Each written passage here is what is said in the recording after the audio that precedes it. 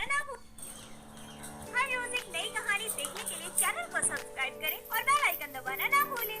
किसी शहर में नंदिता नाम की लड़की अपने परिवार के साथ रहती है, जिसके परिवार में उसके पिता हरीश, माँ उमा और उसका छोटा भाई शुभम था। नंदिता कॉलेज में पढ़ती थी, लेकिन उसकी हरकतें देखो तो बिल्कुल एक 2 साल के बच्चे के आगे भी फेल थी, क्योंकि उसे बचपन से ही लड्डू खाने का बहुत शौक था।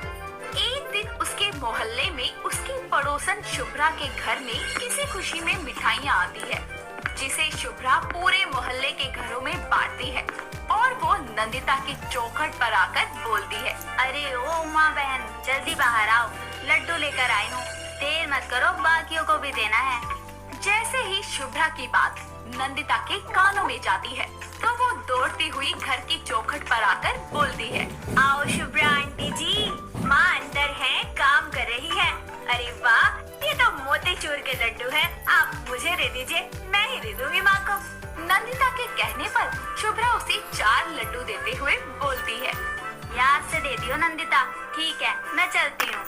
शुभ्रा उसे लड्डू देकर चली जाती है, जिसके बाद नंदिता उन लड्डुओं को लालच भरी नजरों से देखकर चोरी से छुपकर अपने कमरे में लेकर जाती है और बोलती है, अरे वाह नंदिता, कितना तेज दिमाग है तेरा, किसी को भी बिना बताए तो लड्डू सीधा अपने कमरे में ले आई।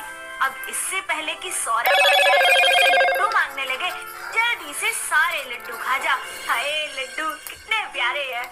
इतना बोलकर नंदिता मोतीचूर के लड्डू खाने लगती है और वो 3 लड्डू खा चुकी होती है कि तभी उसका भाई उसके कमरे में आता है और नंदिता उसे चिढ़ाते हुए बोलती है, ओह तो तू आ ही गया मेरी जासूसी करता करता, देख ही लिया तूने। हाँ दीदी, देख तो लिया, लेकिन मुझे सच सच बताओ कि तुम्हारे पास ये लड्डू आए कहाँ से?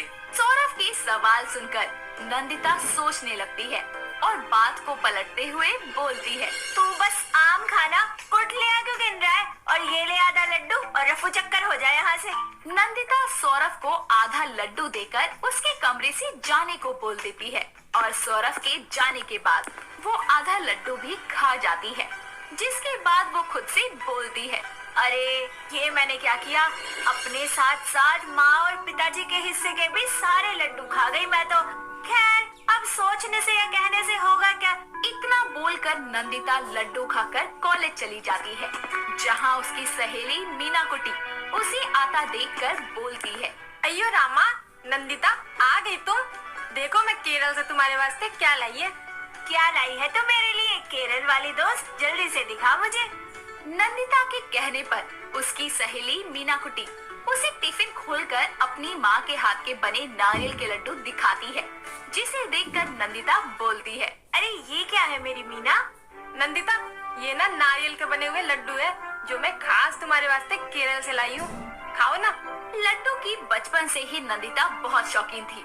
वो टिफिन से एक लड्डू निकालती है, जिसके बाद वो मीना को बोलती है, अरे वाह मीना, क्या लड्डू है, इसे खाते ही मेरा दिल तो बाग बाग हो गया, इतना अच्छा स्वाद आज से पहले मैंने कभी चखा ही नहीं, और तुझे तो पता है ना कि मैं लड्डू की कितनी ज्यादा शौकीन हूँ। थैंक यू यार। मैं जानती थी नंदिता कि तुझे ये नारियल के बने लड्डू बहुत ही ज्यादा अच्छे लगेंगे, और मेरी अम्मा ये लड्डू बनाती ही अच्छा है।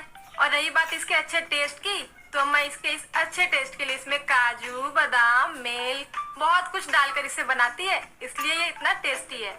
हाँ मीना, सच में यार, वाकई बड़ा टेस्टी लड्डू है, जल्दी से एक और दे दे मुझे। नंदिता की बात सुनकर मीना हंसते हुए उसे बोलती है, अयो नंदू, मैं ये सारे नारियल के लड्डू सिर्फ तुम्हारे वास्ते ही लाई हूँ, तुम ये टिफिन घर ले जाओ, जब ये लड्डू खत्म हो जाए तो मुझे मेरा टिफिन वापस दे देना। क्या सच में मीना, ये सारे लड्डू मेरे लिए हैं? मुझे तो यकीन ही नहीं हो रहा। Thank you.